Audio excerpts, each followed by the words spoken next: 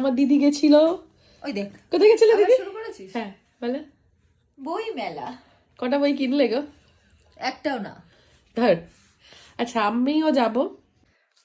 High high. বলো, আজকে দিদি কোথাও একটা গিয়েছিল, দিদিই বলবে। আচ্ছা ওর ড্রেসের সাথে ওর দেওয়াল ম্যাচ হয়ে গেছে। আচ্ছা দিদি বলবে আজকে দিদি কোথায় গিয়েছিল। ও আমাকে না নিয়ে গেছিল কোথাও একটা। ইস, আমাকে না নিয়ে। তোকে নেবো না বলেই বলিনি। কোথায় গেছিল বলো? বই মেলায় গেছিলাম দেখতে ঘুরে ঘুরে। আমাকে নাওনি কেন? তোকে নিয়ে যাবো এর পরের দিন। আচ্ছা আশা করা যাচ্ছে যে 13 তারিখে আমরা যেতে পারি। 13 তারিখে? ওকে 13 তারিখে নিয়ে যাবে। ও আমাকে নিয়ে না যাওয়ার কারণ আমি তো জানতে পারিনি। আচ্ছা আমাদের বডি এত বড় যে আমরা এক ফ্রেমের মধ্যে ঢুকতে পারছি না। মোটু পাতলু কি জুড়ি। হ্যাঁ, আমার দিদি বলছে কি, আমার দিদি ও প্রথমবারে বইমেলা যেতে যখন বলেছি যে দিদি বইমেলায় নিয়ে যাবে, ধুর আমার তো বইমেলা যেতেই ভালো লাগে না। বললাম কেন কেন বল? হ্যাঁ সেটাই বলছি, ও তো বই পড়তে ভালোবাসে, আমারও ভালো লাগে।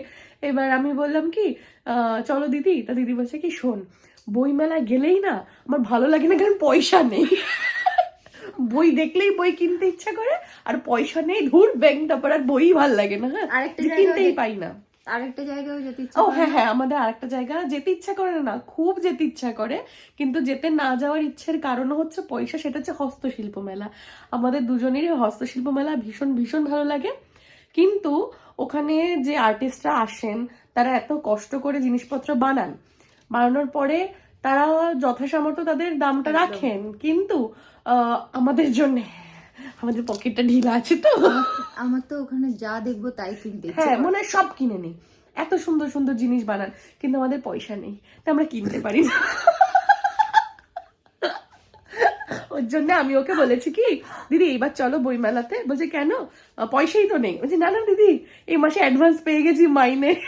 টিচার স্টুডেন্টরা সবাই ভর্তি হয়ে গেছে, জানুয়ারি মাস পড়ে গেছে, আমাদের ঘর ভর্তি হয়ে গেছে, তো আমাদের ক্যাশও ভর্তি হয়ে গেছে। একজনকে আনা হয়নি, দেবাশিসকে। দেবাশিসটাকে?